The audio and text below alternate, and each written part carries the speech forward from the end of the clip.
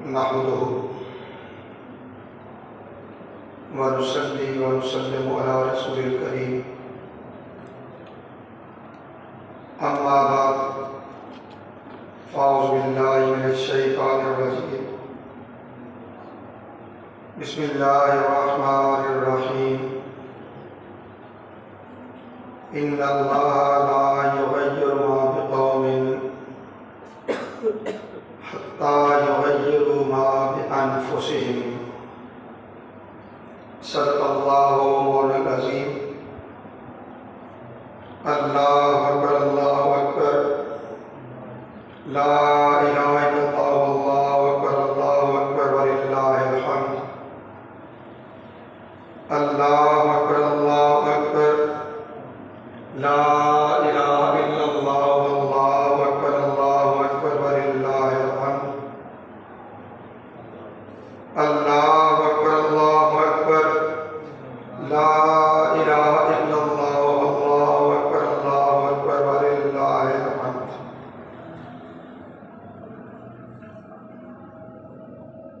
मौजूद मोहतरम हाज़िरीन व सामीईन, अल्लाह रब्बुल इज़्ज़त का बेपाया फज़ल व एहसान है जिसकी तौफीक से हम माह रमज़ान मुबारक के बाद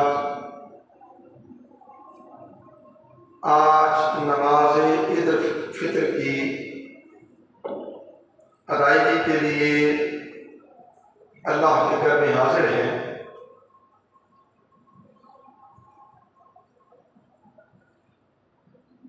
उन्वाने गुफ्तगू के तौर पे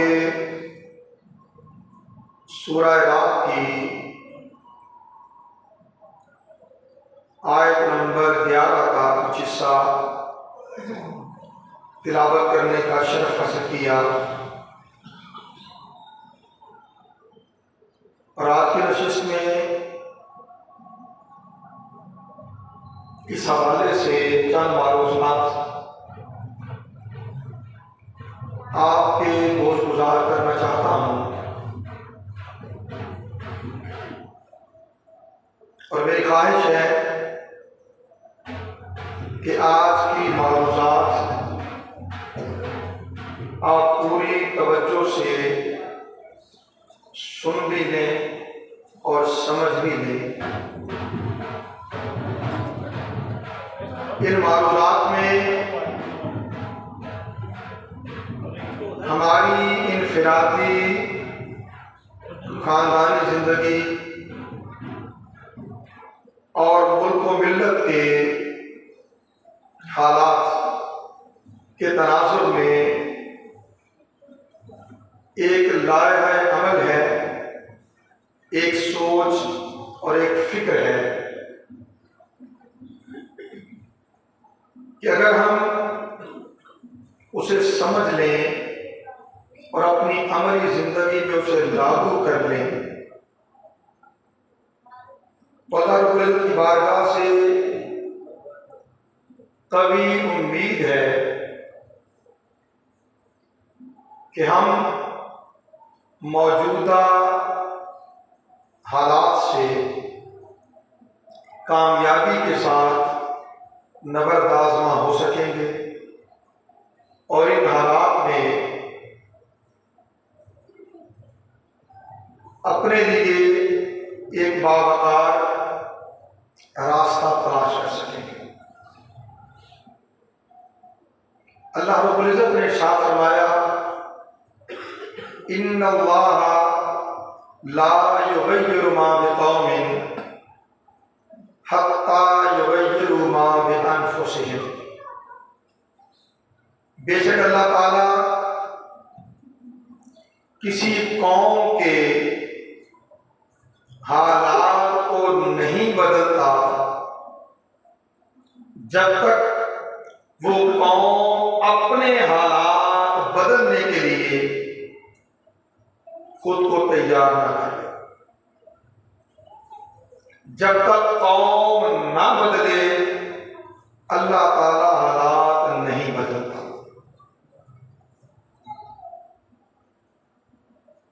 हर आने वाला वक्त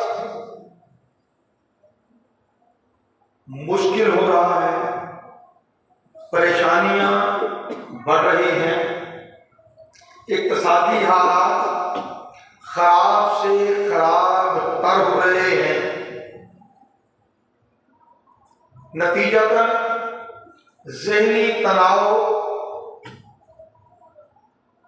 जुबान से बदकलामी, बद अखलाकी, बदअमनी, अदम बर्दाश्त, अदम तहम्मुल, इस तरह के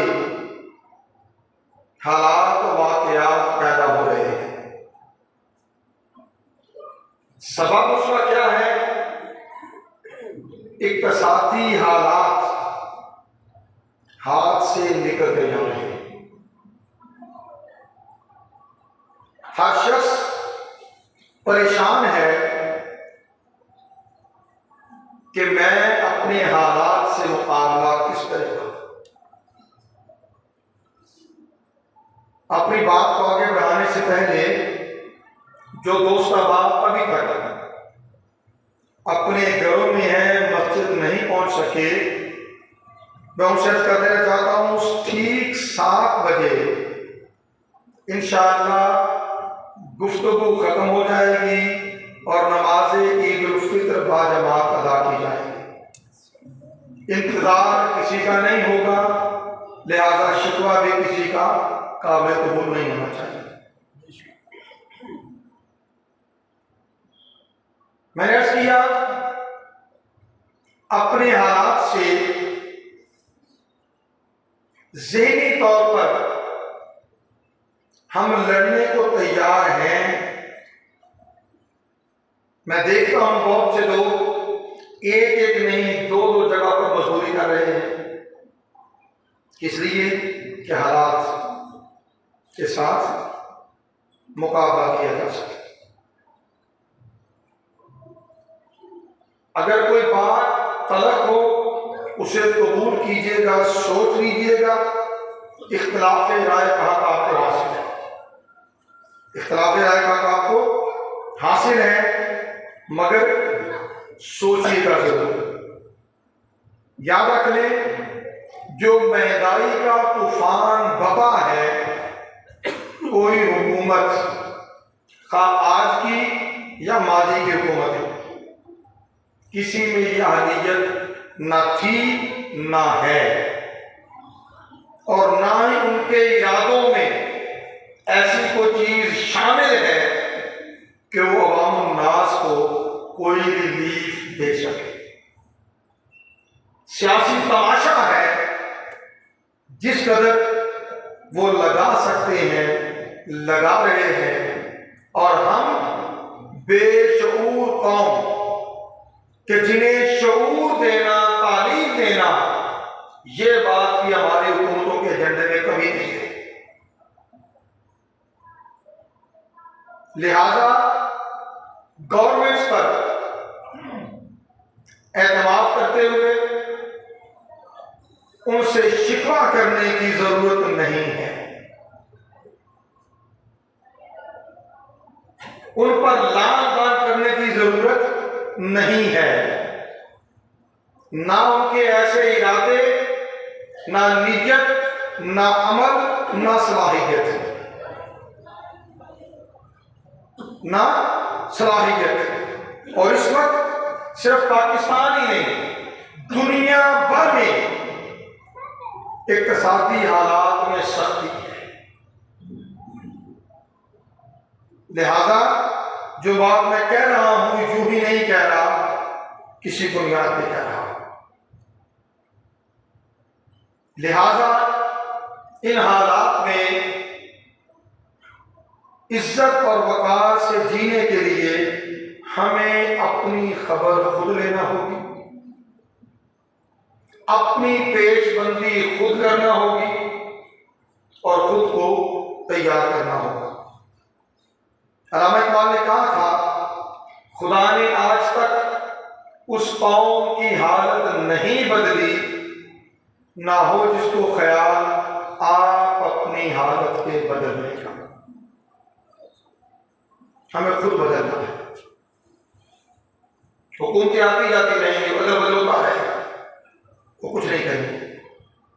हमें बदलना है। वो कैसे बदलेंगे? अपनी जिंदगी को सादगी और म्याना रवि की तरफ लाकर, सादगी और म्याना रवि की तरफ लाकर। याद रख लें, दो चीजें, दो थीरीज दुनिया में एग्जिस्ट करती हैं। एक है नीड्स, जरूरियात, दूसरी है वांट्स, ख्वाहिशात, आरज़ुएं, चाहिए। जरूरियात पर फोकस करें, जिसके बगैर गुजारा नहीं है, जिसके बगैर गुजारा नहीं है। जरूरियात पर तवज्जो दें, ख्वाहिशात को छोड़ दें। शोबाजी, दिखावा छोड़ दें, सादगी की तरफ आ जाए। जो कुछ हम हैं, जो कुछ हम हैं वही कुछ नजर आए। जो नहीं है वो बनने की कोशिश ना करे, वो बनने की कोशिश ना करे। तवज्जो कर लीजिएगा, जरूरियात क्या है? खुराक, लिबास, रहाइश, तालीम, इलाज, ये 5 बुनियादी चीजें। इस्लामी फलाई रियासत का तस्वर कहें तो ये 5 चीजें रियासत की जिम्मेदारी है, मगर पाकिस्तान वैसी रियासत नहीं है।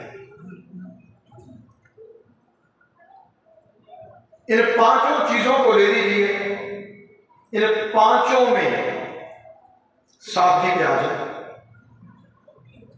खाने को सादा कर दें, सेहत बेहतर रहेगी। रहाइश को लशपश करने की जरूरत नहीं है, वसाइल नहीं है, तो किसी को आम सा मुहावरा है, किसी का मुंह लाल देकर अपने मुंह पर तमाचे नहीं मारने चाहिए। ठीक है। लिबास सादा कर लीजिए। इलाज प्राइवेट करवाने की बजाय गवर्नमेंट के अस्पतालों में चले जाए, गवर्नमेंट डिस्पेंसरी में चले जाए, कोई स्टेटस कम नहीं होता। तालीम, इस पर मैं आप सबसे बात करूंगा। अगर हम आज फैसला कर लें अपने बच्चों के लिए, अपनी कौम के बच्चों के लिए, हमें 10 साल तक, 15 साल तक तालीम को तरजीह देना है।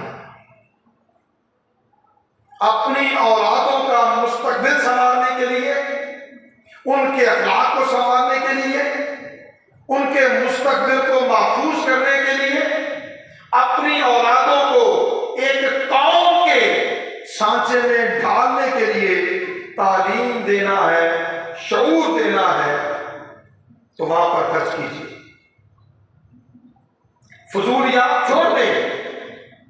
आपका मुस्तकबिल, इस कौम का मुस्तकबिल आने वाली नस्लें हैं, उन नस्लों की आप यारी कीजिए,